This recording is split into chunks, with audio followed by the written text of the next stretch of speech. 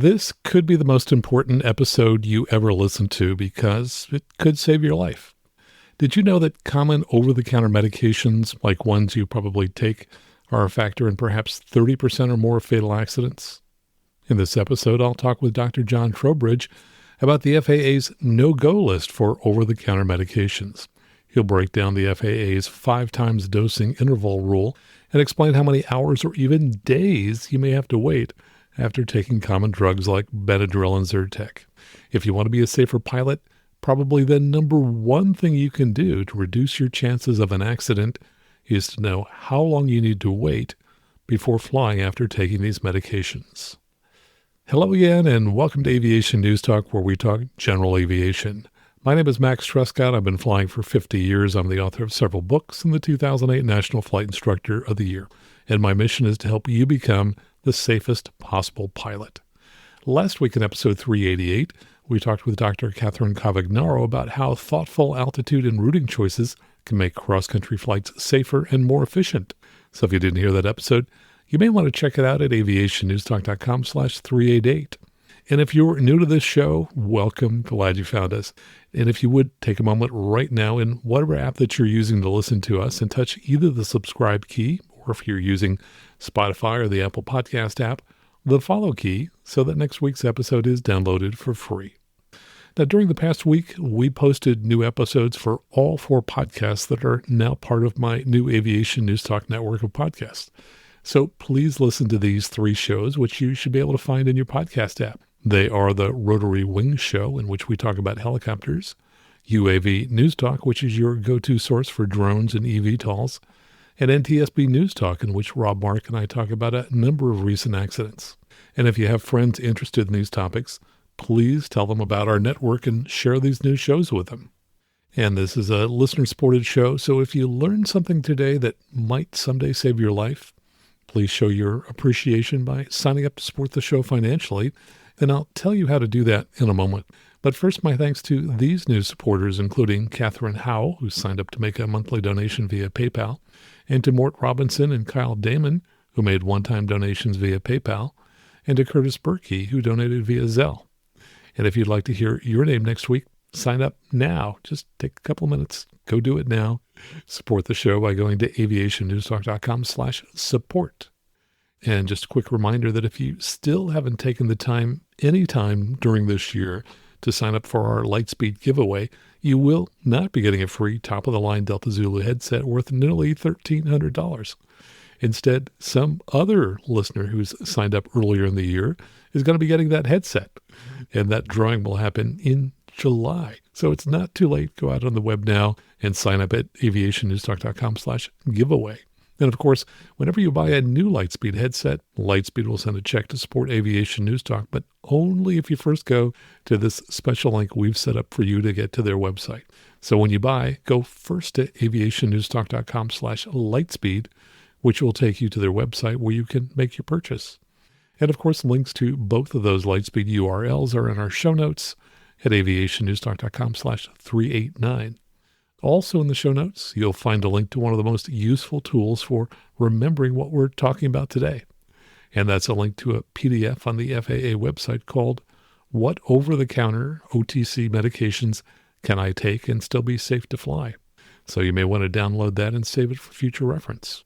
And now our law firm, which is Scud, Run, and Hope, has asked us to tell you this. The views and opinions expressed in this episode are those of the guest and do not necessarily reflect those of the host or the Aviation News Talk Network. This content is provided for informational and educational purposes only and should not be considered medical advice. Always consult with your personal physician and Aviation Medical Examiner before taking any medication or making decisions that may affect your fitness to fly. Thanks for reading that, Kelly. And now let me tell you a little about Dr. John Trowbridge. First, he is a longtime patron and mega supporter of the show. Those are the supporters who donate $50 or more per month to support the show. Each of these episodes takes around 20 hours to produce, and your donations help offset the time I spend away from giving flight instruction so I can bring you these shows. And so my thanks to John and everyone else who helps donate to make these shows possible. Now, John served as a FAA Senior Aviation Medical Examiner, or AME, for more than a decade, and he was the chief medical consultant at Texas International Airlines, which bought and merged into Continental Airlines. He's the author of the book, The Yeast Syndrome, and he has a website for pilots at clearedfortakeoff.info. And now here's our conversation with Dr. John Trowbridge. John, thanks so much for joining me here today. I'm so happy you're here. Oh, Max, you're one of my podcast heroes, and I'm thrilled for the invitation. Thank you. Well, thanks for coming on and talking about this topic, because I think what we're talking about is probably the number one problem that pilots can learn about to avoid a fatal accident. And I'm willing to bet that everybody listening right now has taken at least one of the substances we're talking about today and didn't know it was on the FAA's no-go list. Absolutely. 110% on that. Yeah, no, I think that's true. I think this is one of these areas that pilots just don't know enough about. In fact, it ought to be on the private check ride to have some knowledge on this topic, I would think. That's a great idea, actually. Yep. So just how serious is the problem of pilots taking both illicit and over-the-counter medications? There are a number of fatal accidents every year. About 400 a year in general aviation or so. And the problem is that about 40% of the time, the investigation of the accident shows that the pilot was taking something, either an over-the-counter or prescription or even illicit drugs and such, was contributory to the accident itself because he was cognitively or coordinatively impaired. He wasn't able to function as pilot in command to safely conduct the flight. So, yeah, it's a pretty important thing. Yeah, it's interesting that the NTSB talks about loss of control as the number one factor. I would say that taking drugs and over-the-counter medications Exactly. and not knowing that they're banned and not permitted, it could possibly be the number one factor in accidents. What do the studies tell us in terms of the trend? Are we doing better? Are we getting worse? Max, I was a little startled when I was reviewing information to talk with you today. The studies are showing a substantial increase in the documentation of medication use by pilots. Now, that could be over-the-counter, could be prescription, could be illicit drugs and so on, but the numbers aren't just a smidge up. They are factors up in some cases. And when we're talking about something where a fatal accident investigation might show 35 or 40% of the pilots are taking something, you go, whoa, I don't think that means 35 or 40% of the pilots flying are necessarily doing it, but certainly the ones getting in trouble are doing it. This is 100% avoidable complication to leading to an accident. You have to know the drug situation and avoid it. Yeah. And unfortunately, this is not just thinking, oh, I've got a new prescription drug, I should check it out. A lot of this is over-the-counter medications. Absolutely. So what's the FAA's general rule for wait times for medications on their no-go list? When you look at a medication and it says, dose yourself every 6 hours or so, it doesn't mean if you skip the next 6 hour one after that, you're okay. It's a 5 times multiple. So let's say if it's every 6 hours, multiply that by 5, 30 hours is your wait time from the last dosage taken. And that might not be enough depending on other factors in your world, but it's certainly a minimum. Yeah. And I think the thing that people really don't realize is that when they take a medication that says, hey, this is good for 24 hours, that means you need to wait 5 days. Totally. Exactly. You try and bring that up to people and you go, but I feel okay. It's not an issue for me. I got that part. But you're remembering that your brain is the one assessing whether your brain is having an issue. And that is not a good situation because you do not necessarily feel that you're having a problem, but you can be documented for cognitive impairment. It's good. And that can be several different kinds. Your thinking isn't quite right. Your assessment of problems, your memory isn't quite right. Your coordination isn't quite right. Your attention span or attention to details is not quite right. All of those things, of course, are critical for piloting an airplane. And if you are slightly impaired at just the wrong time, that's when the Swiss cheese holes line up. And that's when you're on the line to an accident. And accidents, of course, end up fatal. People don't have a respect for that. Yeah, you raise a good point, which is a lot of the reason these are on the no-go list is because they're impairing judgment. And if your judgment is impaired, how can you use your judgment to determine that you're impaired? You can't. So basically, you need to go by these guidelines and wait at least 5 times the dosage period. Now, how many people do you think are doing that? Yeah, probably most don't know. Well, let's go through this no-go list that the FAA has put together. The first category is antihistamines.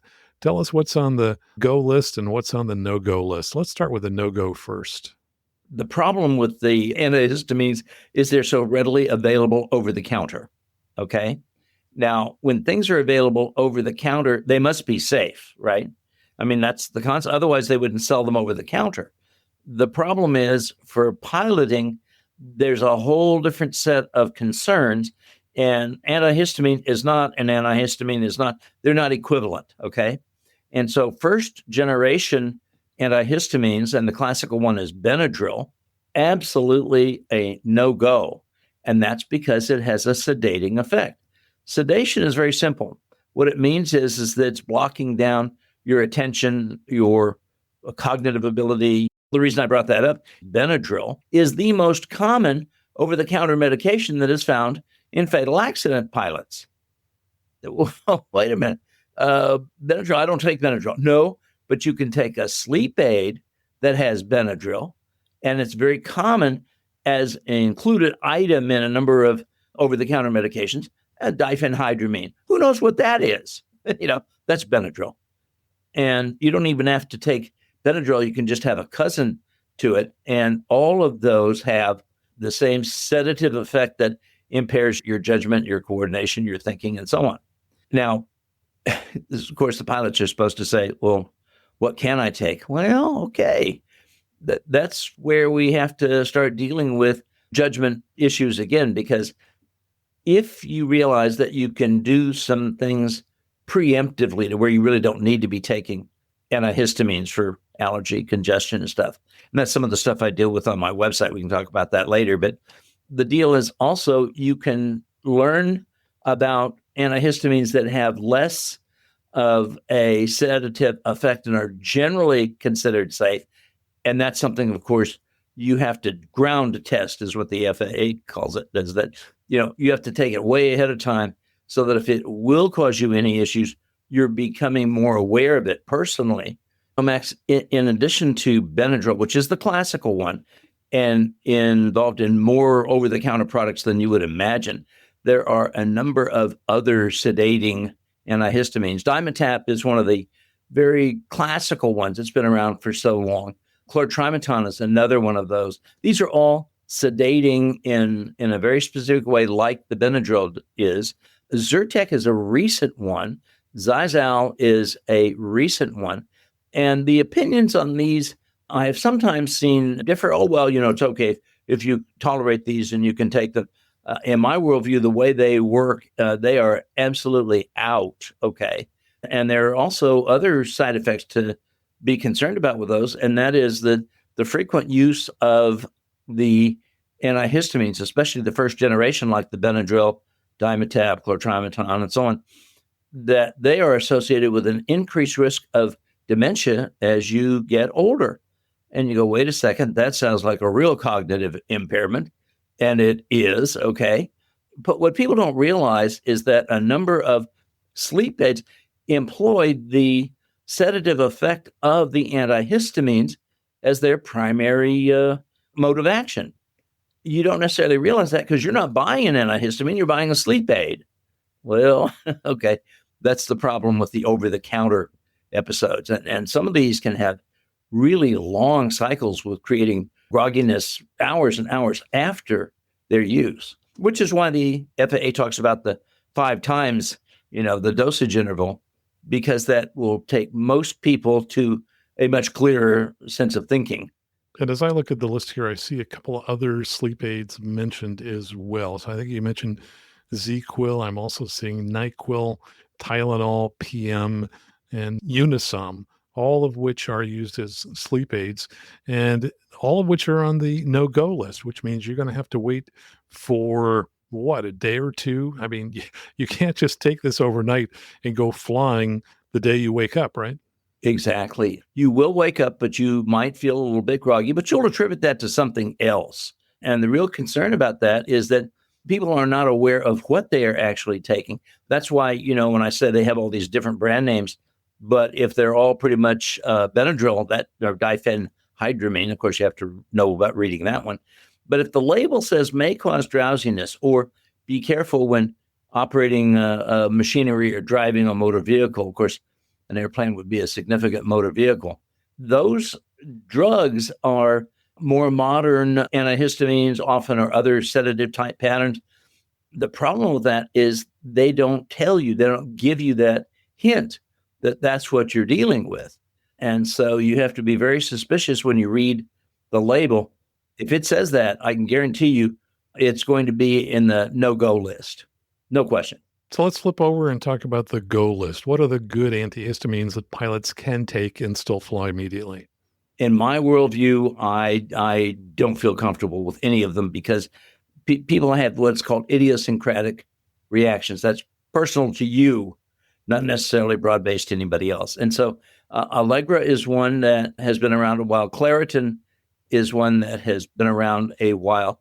Those are in a generally accepted to fly kind of thing. If indeed you are able to take it, you've ground tested it, you've talked with your AME and you don't have any issues with it, then those would be a couple that you could probably take for sleep while on a trip or before flying and such. My concern is that people have turned too much to the antihistamine or sleep sedative patterns when there are much better ways to help with sleep. And some of these are very strictly not over-the-counter drugs. On my website, that's clearedfortakeoff.info, I have large presentations on various topics. So, for instance, the antihistamines are dealt with in the nose and sinus presentation. The sleep and fatigue presentation talks about ways in which you can help bring sleep from nutrition. So, for instance, magnesium is an excellent way, sometimes calcium, another excellent way to help give sedation that is restful sleep without having side effects associated with the over-the-counter drugs. And so the problem with all of this is it's not a simple yes or no or one size fits none is what I call it situation, because people respond differently, and it's great to find out what works for you.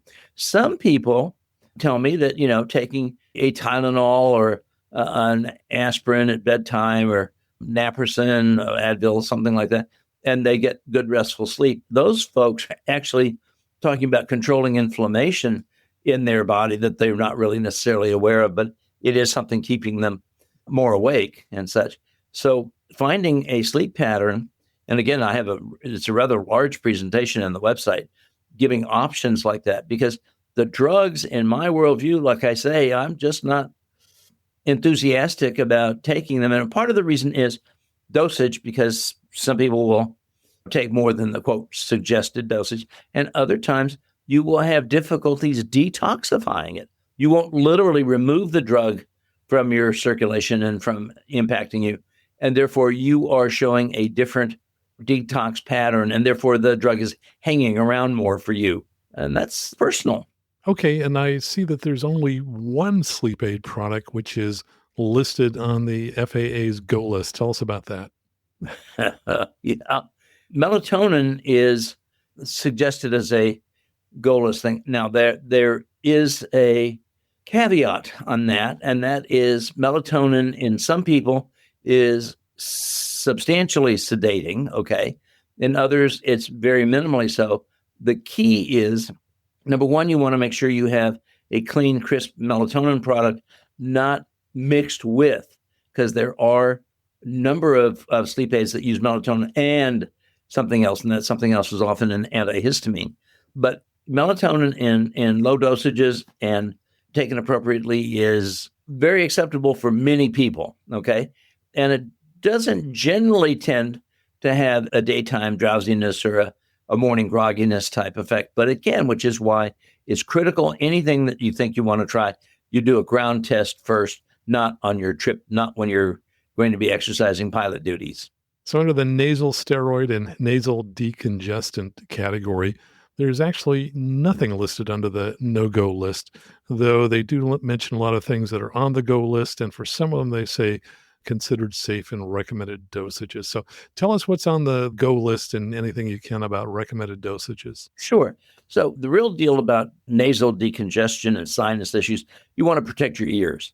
That is the fundamental part of the system up here that is challenged as you get to altitude and you're changing altitude and stuff. And so decongesting becomes very important. Now, a little story aside, when I was the chief medical officer for Texas International Airlines, I taught my pilots how to do saltwater rinses to their nose. We called it saltwater snizzles. And you use a little infant nasal syringe, make up a little saltwater solution, and just kind of gently squirt it and blow your nose afterwards and such. And I'd have the pilots do it before they take off, halfway through the flight, or more often if needed and such. And for years, I would see pilots telling me, "You kept me flying." That was kind of important because we didn't have enough airplanes at Texas International to afford not having a pilot taking a plane out. And so the deal is that more commonly people are reaching for over-the-counter decongestants. And, Afrin is kind of the classical nasal spray that people use. Sudafed, which is pseudoephedrine. And, they have all these names. You have to be very careful when you're purchasing things because you won't recognize a generic name. The real thing about Sudafed is it has potentially lots of other non-nasal side effects. It can race your heart. It can raise your blood pressure. It can give you a sense of not quite well-being and such like that. We don't need that kind of thing.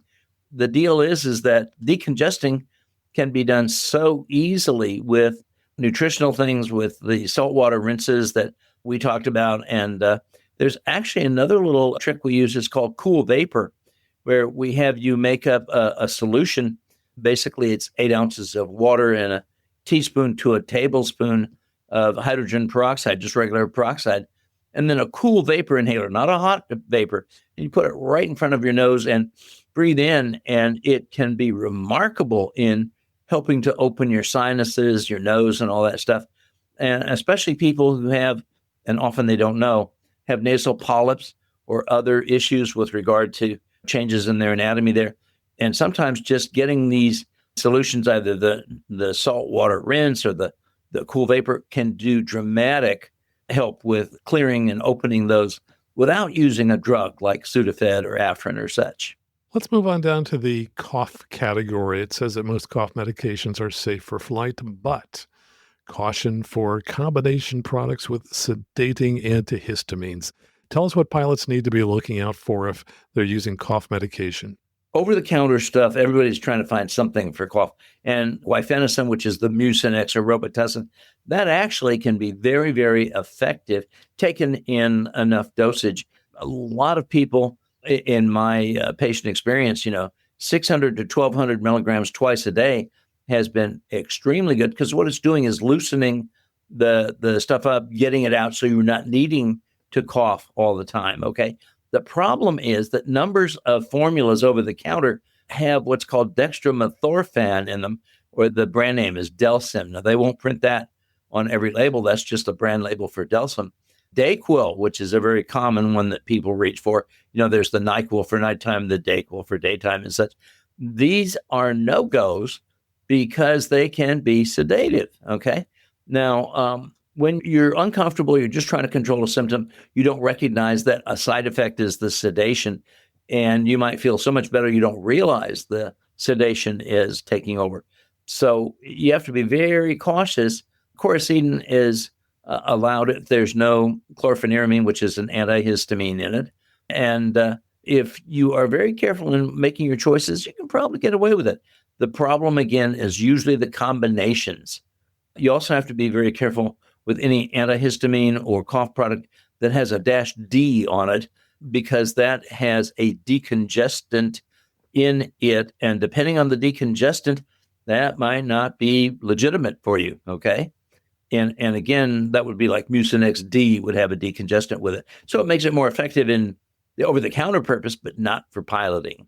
Yeah, I see they also mentioned that if it says nighttime or it says PM, that puts it on the naughty list.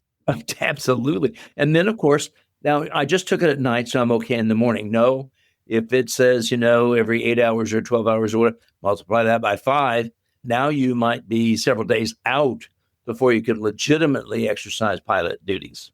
And I don't recall if we mentioned NyQuil or not, but that's also on the Yep, no-go list. definitely. Okay. Well, let's move down to a not so fun category, urinary tract infections, something we all love to talk about. Sure. And, pilots have an interesting issue because a lot of times you're trying to fly, putting your knees together so that, you really need to stop and pee, but you're still in the air. And it's just a little bit further, another 45 minutes and you'll be down. No, that's, one of these situations where not good for you. However, part of the problem is, you get dehydrated when you're flying. If you drink coffee or tea or water or soda pops or whatever before you go flying, you have more need to go pee. And as you hold it, that's not good. Well, people learn not to drink as much. Of course, if you just, swish water around in your mouth and keep your mouth kind of wet, that's pretty good while you're flying. But there's something that I have used with great success with pilots, in that any of the azos, like they call them phenazopyridine or azo standard. So that's the brand name that is called as azo. That one is generally safe because what it does is makes a chemical change in the urine that decreases the interest of bacteria to growing there. There's another over-the-counter thing called D-mannose, a very simple thing over-the-counter, generally as a powder. You can get it as capsules and stuff. That discourages bacteria from attaching to the bladder wall. So, these things can keep you out of trouble because really there's no other easy situation when you're up there. Now, let's assume you have a urinary tract infection. You get put on antibiotics. First of all, confirm with your AME that this is not going to be a contraindication, but there's no reason for you not to fly if the antibiotic has adequately helped control your symptoms. If not, then, you don't want to be stuck up there needing to relieve yourself and not able to. But azo works quite well. D-mannose works quite well. These are very good. There's not specific no-goes, but again, confirm with your AME if you're on a medication. And don't fly with a urinary tract infection that's untreated. And especially if you're older folks with urinary tract infections, it can really zing them out. Ouch. Doesn't sound like fun, but it's nice to find a category where there's nothing on the no-go list. So here's a category that everybody can identify with. That's our aches and pains category. Tell us about that. Aches and pains, fun stuff. And it's so common because, as we go through life, we're getting bumps and grinds and whatever. And so it's not uncommon to have old sports or old accident injuries and stuff just kind of surface up as we're going through life and feeling uncomfortable. The problem is that pain medications that are prescribed, often have a codeine base or something similar to that. And those are absolute no-goes. No question about it. Now, let's talk about what you could take. Well, there's aspirin, there's Tylenol, ibuprofen, that's Advil and Motrin. There's naproxen, that's called naproxen is the generic. Naproxen is the prescription, but Aleve is the half dose. And you just take 2. Now you're at that level. And even though it's generally considered safe, there are potential serious side effects. Now, you have to be really careful on any of the pain medications that have a PM with them, because that's what people take for sleep or rest and whatever. So Advil PM, Tylenol PM, most of those contain Benadryl or something similar to that. And that's, again, that moves it over to the no-go category. Now, in terms of other conditions, some people actually find that caffeine, coffee, or sometimes tea, actually relieves headache patterns. That's something that's a trick that's found in Excedrin or some of these other headache formulas and such. Again, if it's just aspirin or Tylenol, incidentally, there was a drug, many, many years ago, there was a combination of aspirin and Tylenol. They pulled it from the market because I think people figured out, well, I'll just buy that and just take one of each. And indeed, that's one of the secrets that we have used for many years, telling patients, if you want really good pain relief, take one Tylenol, one aspirin, same time, rather than 2 of either. And it's much more effective. It has an enhanced effect. So, and that's really quite good. You can also use lidocaine patches. Those are available, and they also make lidocaine gel and lidocaine cream that you can rub on. That's a topical pain relief. And that can be startlingly successful in some people with a knee or an elbow pain or shoulder pain, something like that. But again, the aches and pains that you're prescribed, those medications are almost always going to be in the category of don't fly with that. And definitely in those cases, observe the 5 times dosage schedule for restricting, because you will not realize the sedating effects of the coating class of drugs. Okay, so we'll definitely watch out for our PMs when we're dealing with aches and pains. Absolutely. What about skin rashes? This actually looks like a fairly straightforward category. It really is. Almost everything is allowed. The thing is that what you have to be careful of is if you get a prescription that for some reason is just different, new, or whatever. I have to be honest with you, there's a couple little tricks you can learn about skin rashes. Number one, the coconut oil can be exceptionally relieving as a skin rash treatment, okay? And another one is a vaginal yeast cream that's over the counter. And sometimes if you have, a scratchy little rash right there and you put vaginal yeast cream, if it disappears, it's a yeast or a fungus thing. I wrote the book, The Yeast Syndrome, 39 years ago. And that is just such an easily available treatment, and it can be quite good. Incidentally, coconut oil is itself anti-inflammatory, anti-yeast, antibacterial, and so on. So skin rashes, just as long as the underlying condition is not something that's giving you other issues, it's pretty easy to take care of those. Now, one of the problems is itching. Let me address that, because some skin rashes are associated with a great deal of what we call pruritus. That is the itch factor, okay? And that can drive you crazy if you really need to scratch. Unfortunately, the anti-itch medications are all antihistamines. And one of the most effective ones is called Atarax, and that's a definite no-no in terms of antihistamines with regard to flying. So you have to be very careful. If you're just treating the rash, fine, but if you're treating the itch, that's a whole different ballgame. Good. Let's move down to gastrointestinal disorders. Let's talk first about nausea, vomiting, and diarrhea. That would be the 3 big hits. Yes, those actually are some of the most common, period, that regular everyday people will have and such. And most of those medications are actually pretty good. Like everybody knows about PeptoBismol or kaopectate. That's bismuth is the active ingredient. Now, you got to be careful with PeptoBismol because it also contains aspirin. And if you overdose, you can put yourself into a situation where you bleed easily or bruise easily and whatever. But for the most part, that's not a problem. The real issue is people reach for Imodium or Lomotil, which is another prescription item on that. Those are no-go, no flies on those. And the reason is that they definitely will help control the diarrhea, but they have potential side effects like sedation, dizziness, things like that. And you have to be careful with, if you're having nausea, vomiting, diarrhea, so that you don't dehydrate.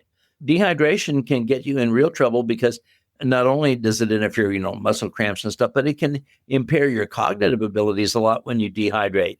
So there's a lot of interaction stuff there. But overall, I tell people, if you go overseas and you're worried about not getting Montezuma's revenge and stuff, carry PeptoBismol tablets. And then as you're traveling overseas, take 2 or 4 a day if you need them, just to control until you get back to this country. And it can be very effective to avoiding the Montezuma's revenge and not having other drug side effects. Now tell us about indigestion. That is such a common thing, okay? Indigestion is normally treated because your doctor says, oh, well, we're going to just suppress some of the acid in your stomach. Now, the common thing about acid in your stomach is antacids like Tums. That's another one is milk of magnesia. Another one is Malox. That's magnesium, aluminum hydroxide and such. These are pretty good for, I call them kind of topical treatments, is you put it in and it kind of buffers the acid in your stomach. And generally those work out pretty well. People generally don't have a problem. Now, you got to be very careful because if you take magnesium hydroxide, most people get away with that. If you're not careful and you take magnesium chloride or some of the other formulations, that can create loose bowels, okay? So that's not just effectively an antacid. So you got to be careful that you're reading the label as to what you're getting. Now, the more common ones that are people are getting prescribed, they fall in what's called the protein pump inhibitors. That's a fancy name. But the brand names are Nexium and Prevacid and Prilosec, Protonix, Acifex, very unusual. That's not common anymore. But then there's H2 blockers, Tagamet, Pepcid, Axid, and Zyrtec. Now, H2 is histamine 2 blockers, okay? And so those, in my experience, people generally tolerate well. But now you're starting to tickle the histamine system. So when you're dealing with blockers, I get a little shy about people having their own personal antihistamine activity, which could indeed lead to more sedative effects and such. The real deal with taking any of these, the H2 blockers or the PPIs that I've listed for you, is that people they take them all the time. Why? Well, because the underlying condition is not getting diagnosed. And so that means you could have an ulcer that's just kind of sitting there and fizzling along for quite a while. You can have other more serious issues with that. You can have infections, and there's even rare instances people have cancer brewing in there and such. And what they're doing is they're covering the discomfort. And so using these on a brief basis within the dosage range, getting the relief, I'm not worried about that. And in general, the FAA doesn't worry about it either. The glitch in the system is when you abuse the medication by using it long-term or higher dosage, frequent episodes, which is really not what it's designed for. So that's kind of why I tend to like more simple things. Incidentally, aloe vera is a wonderful thing. Drinking aloe vera liquid or gel can be very soothing to your gut. And I recommend that a lot. Papaya enzymes or even pineapple enzymes, bromelain, can be very soothing. And those come in tablet form and such. And people can find great relief with that without having to resort to a drug pattern with potential side effects. Okay, so the good news, if there is any on indigestion, is that everything we've talked about is actually on the go list with some of the caveats that you've just mentioned there. And the only real thing then on this is the Imodium, and that's for diarrhea, but you're probably not one to fly if you really have significant diarrhea. You just don't want to overdose with the Imodium, or the Lomotil is another one. Yeah, and I think the over-the-counter medications that we've talked about are probably the things that pilots are least familiar with. They're definitely familiar with alcohol, and there's a surprising number of fatal accidents that involve alcohol. Tell us about that. The real issue with alcohol is, well, I didn't drink very much, and I stopped quite a while back and such, because, in our common experience, pilots also drive cars. So in our common experience, 0.08 is the alcohol limit for driving a car. And you get tagged with that, you got a DUI, and incidentally, the FAA takes that very, very seriously. And that's a great way to lose your tickets, okay? 0.04 is considered kind of a maximum limit of being able to fly and such. And I'm going, I don't know, because, 0.02 was way low down there. It has been documented as impairing vital functions, okay? Night vision for easily, boom, that gets nailed real quick. But even at 0.02, there's two things that happen. Number one, there's the cognitive effects. It's sedating your brain somewhat and coordination and all that thing. But the other thing is interaction. Alcohol interacting with higher altitude, which is lower oxygen levels. Alcohol interacting with over-the-counter drugs. Alcohol interacting with prescription drugs or illicit drugs. Now you've got a cocktail where all bets are off because those are not studied. And the fact is, I think a lot of people get in trouble with that because they don't realize that little level of blood alcohol concentration has a profound effect in your ability to fly if you have anything else going on as well. Yeah, and in one study, now it's an older study from accidents 1994 through 1998, found that alcohol greater than 0.04 was present in 7% of fatal pilot crashes, and that 3% had both drugs and alcohol in your system. So if you think about the numbers that we've talked about in all these studies, it looks like somewhere in the neighborhood of 40, maybe 45% of all fatal accidents involve some type of medication that we've just discussed or alcohol. Easily. And you know what the problem is? Some of these things might be gross underestimations because you can only say, oh, well, it's present if you can document you found it. and the test wasn't done, or it wasn't done on time, or wasn't done right, it's not counted as a positive. So I am very suspicious that numbers of these things are involved that we really don't know about. And I'll give you another example, okay? The underreporting is a real issue. Pilots, we all want to fly. We don't want to lose our ticket. And if you report, I'm taking this or whatever, you might end up having to wait months to figure out how to rescue your ticket and such, because you get ground up in the FAA system there. The problem is now you believe it's okay because you got past your examination, you're fit to fly, but you're taking something that you don't realize. Just a smidge of alcohol might amplify the effect of that quite dramatically. The antihistamines for sure fall in that category. We're talking about sedation and confusion and blurred focus and all this other stuff.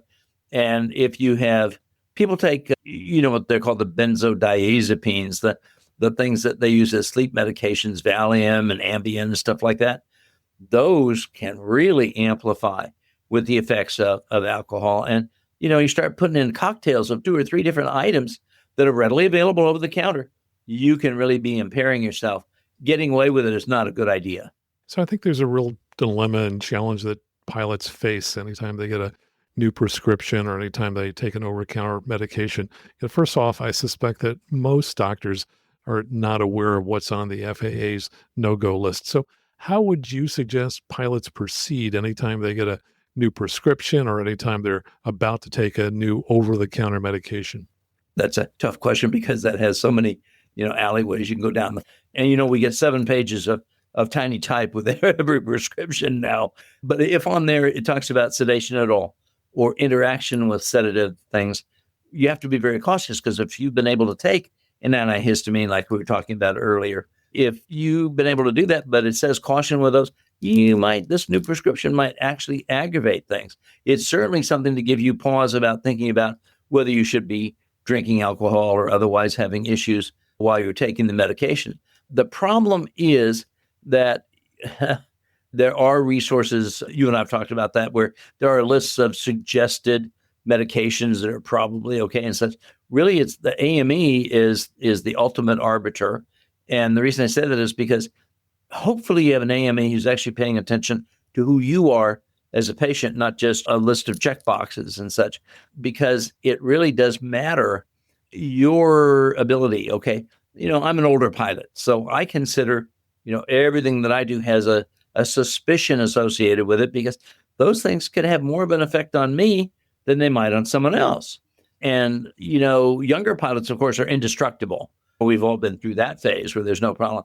And I think that's a very dangerous category as well, because we may not realize that, well, I'm fine. I don't have any problem. I heard other people have problems. I don't have problems taking that. Maybe not so. So I think, number one, reading the material that you get, and the internet, you can do a search about sedation and this particular drug and such. Cognitive impairment is cognitive, and that means you can't think about it very well because your thinking thing is the one assessing it. And coordination, we all know that there's flight moves that you want to be making when you're managing the airplane. You don't want to have discoordination or slow reflexes or slow attention to what's happening and such, because at any time it can all turn funny. I had a fuel starvation accident a couple of years ago. That's the exact time you do not want to have any cognitive impairment at all. So any medication, I think you have to be suspicious, and particularly you will not realize that the medical issue that you have, well, that doesn't have anything to do with cognitive impairment. No, but the drug might. Yep. Okay. I'll tell you the other thing, a resource that I don't think is used often enough is your pharmacist, because you can peg them down. Now, they may not be cooperative and happy about it, but they can really look deeply into their database and produce interactions with other medications you're taking. Very important thing to find out, like we were talking about the alcohol interacting with all those things. So drug interactions, and does this drug have any particular reports of cognitive impairments? And I think those are absolute things. And again, don't fly without clearing it through your AME if you have any question, period. Yeah, I suspect that a lot of pilots just figure, well, my doc gave me a prescription, or, well, it's over the counter. It's going to be fine. I actually take the exact opposite position. Anytime I've got something new, I assume that there is a problem and I start researching it. So, for example, I have some Yes. allergies, and I find that every time I'm in there, my allergy doctor, who actually used to be in the Air Force, is talking to me about, oh, here's some Zyrtec. And I have to remind him. And he says, oh, that's right. You're a pilot. You can't take that.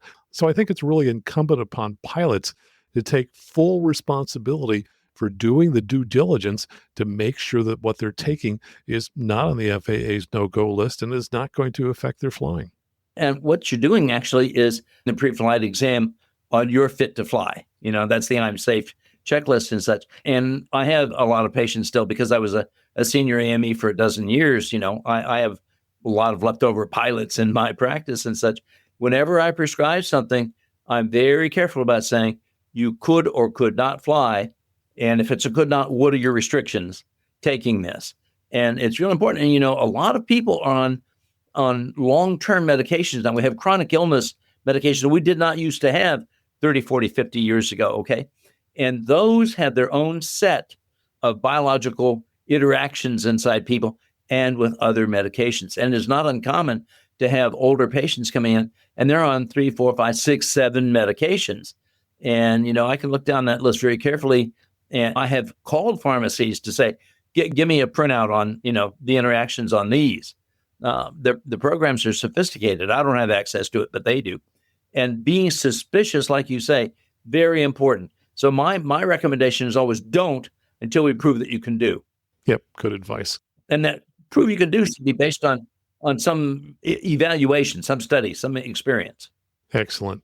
Well, thanks for walking us through all of the no-go medications. If you would, tell us a little bit about your clearedfortakeoff.info website. How did you end up creating that, and what will people find in it if they visit it?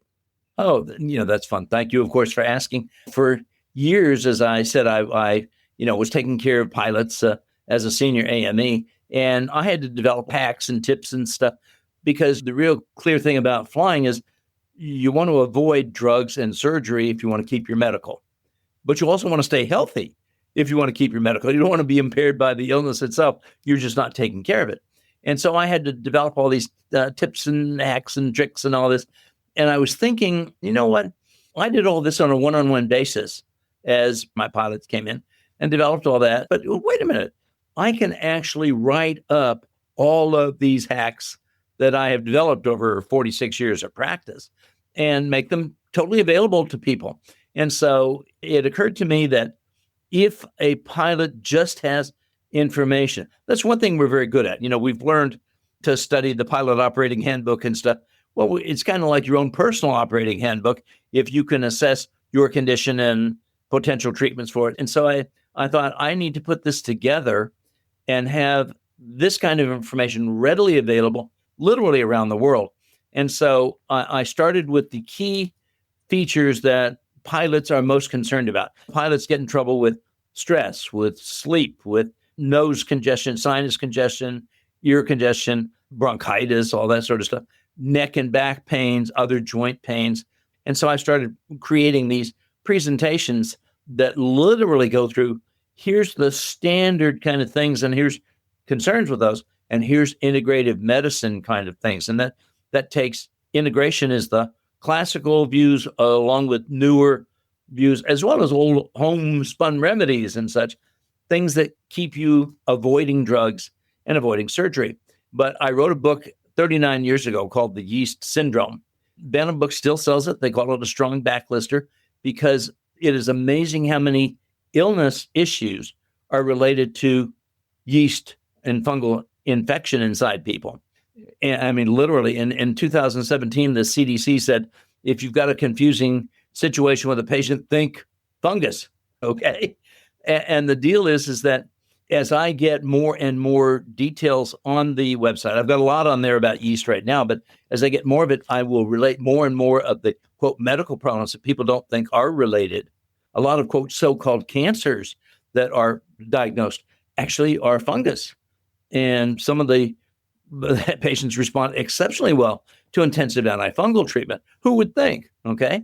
the heartburn and ulcers, often related to fungus and such. So the deal is that clearedfortakeoff.info gives you the info you need to go look at your problem from a completely different perspective. One that your doctor, I can assure you, is not familiar with, because they dispute me all the time. And I hope, but the book was out 39 years ago, guys, and it's extensively referenced, and there's a lot more out now. So it's kind of fun because I can really reach and touch more people. And especially I like the idea of pilots and controllers and Marine captains and others who really need to be on the top of their game. They can do this without drugs and surgery because they get informed. And information, this is the information age.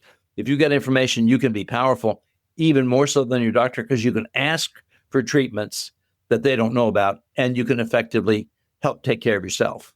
Well, the website is clearedfortakeoff.info. Dr. Trowbridge, thank you so much for spending time with us here today. Excellent. Max, this is such a pleasure. I enjoy every one of your podcasts, and you get all these wonderful experts on who have these little kernels of information, and I just tuck those away, and I have enjoyed so much. You've improved my flying. How's that? And I've been flying since 1977, 78. Well, I'm glad you're finding the show helpful, and thanks for being a patron supporter as well. Absolutely. I enjoy that a bunch. Thank you, Max.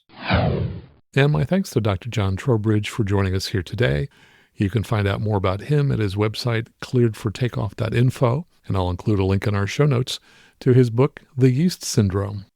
And just a reminder that I love hearing from you, and I read many of your emails on the show. If you'd like to send me a message, just go out to aviationnewstalk.com, click on Contact at the top of the page. That's absolutely the best way to send me a message. And of course, I also want to thank everyone who supports the show in one of the following ways. We love it when you join the club and sign up at aviationnewstalk.com/support to support the show financially. You can also do that at aviationnewstalk.com/PayPal. We also love it when you leave a 5-star review on whatever app that you're listening to us on now. And of course, if you're in the market for a headset, please consider buying a Lightspeed headset and using one of the links in our show notes, because if you use those links, they will donate to help support the show. So until next time, fly safely, have fun, and keep the blue side up. And remember that you can always go around. You can always go around. If it don't look right coming down, don't wait until your side's baby sliding upside down. You can always